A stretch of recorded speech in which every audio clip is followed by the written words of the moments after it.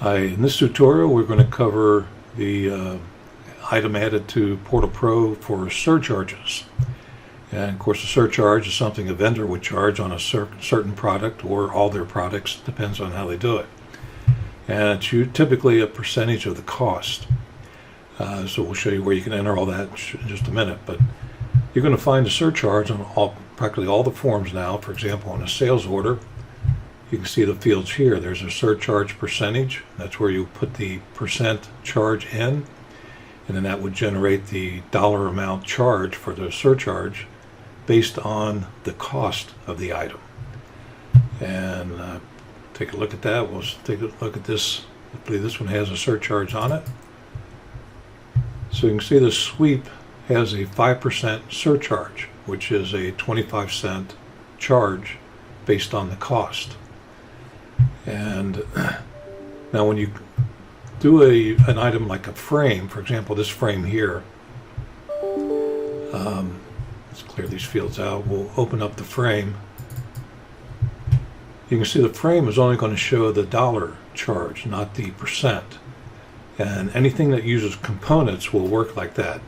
The surcharge will actually be on the components of the frame rather than the frame itself. So if we take a look at the components, you can see there's the surcharge field here.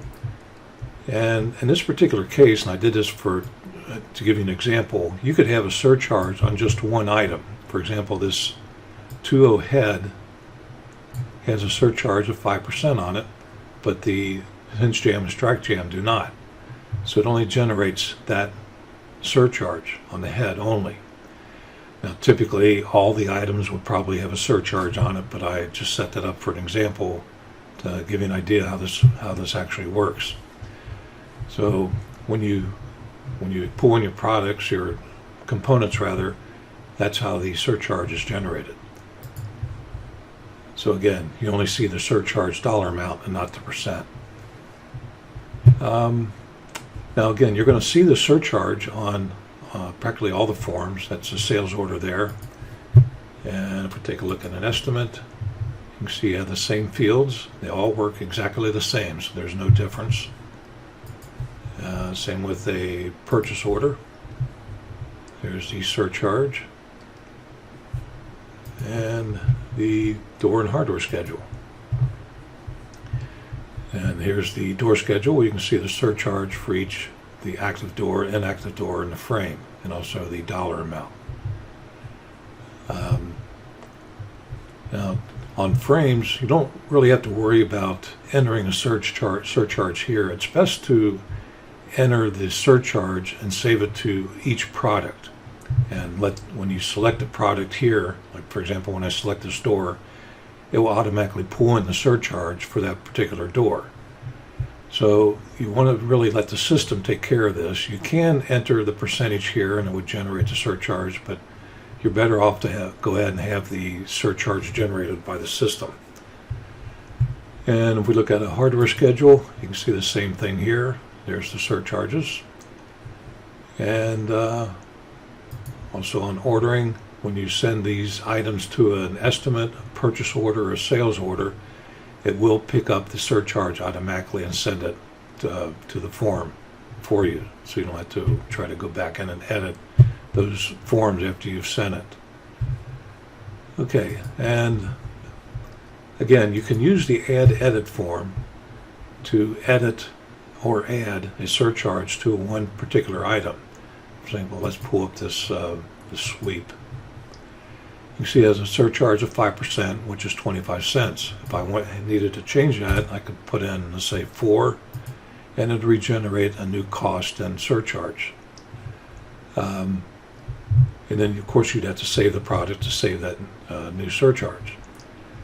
Now, instead of opening up each individual product and adding a surcharge to it that way, we've added a form to make this a little easier for you. If you go under Administration and then Manage Surcharges,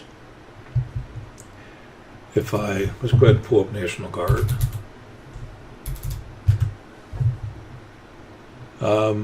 Now it hasn't loaded any products yet. If I were to check Show All, Now it's going to pull in all of National Guard's products. If you want to narrow down your search more specifically, you can go ahead and select a category. For example, maybe I just wanted to see thresholds and weather stripping.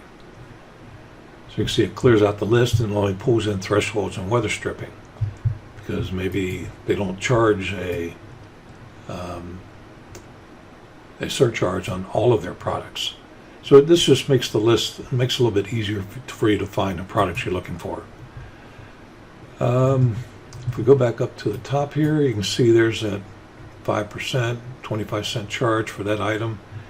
I can go down and I can select, by checking the boxes, any particular item. I could enter the surcharge here and click Update.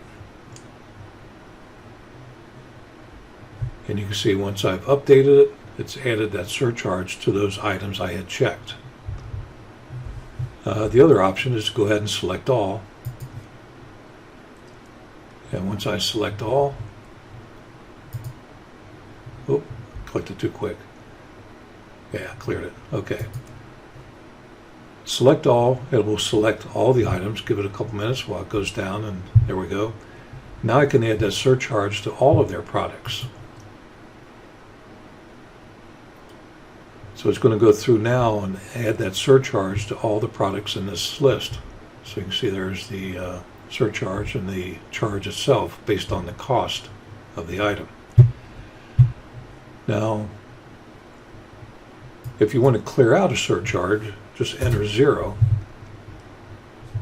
And we'll go ahead and uncheck this and recheck it. And then once everything is checked, I'll click Update.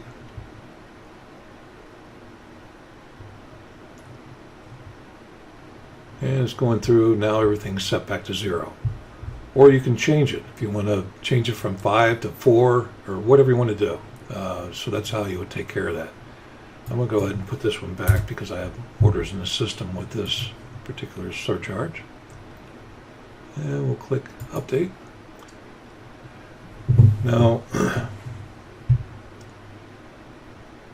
anytime your surcharge changes, this is where you want to come to make the change to all the surcharges. It'll just make it easier for you.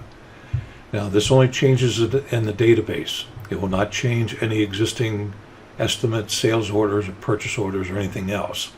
Those will stay the same as how you entered them originally. If you want to change, let's say a sales order, to a new surcharge, you will have to go in and open up that item. Just double click it in the sales order. For example, let's say just on this National Guard item, we'll open it up. It's in there, the surcharge at 5%, but let's say that it went up and now National Guard is charging 7% on that item. Well, what I can do to update the sales order, I can come back in here and I just reselect this item and it'll pull in the new surcharge.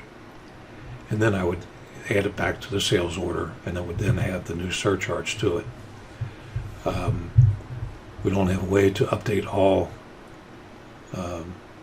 open orders or anything like that, so this is how you'd have to make the change if the surcharge changes and you need to show that change on an existing sales order or estimate or purchase order. Okay, so that's pretty well covered. It's really relatively simple, but it does affect all forms, like I said.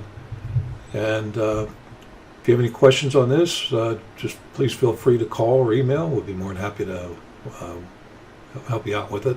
Or if you have any suggestions also, please send them to us and we'll be more than we'd love to get suggestions on how to improve the program.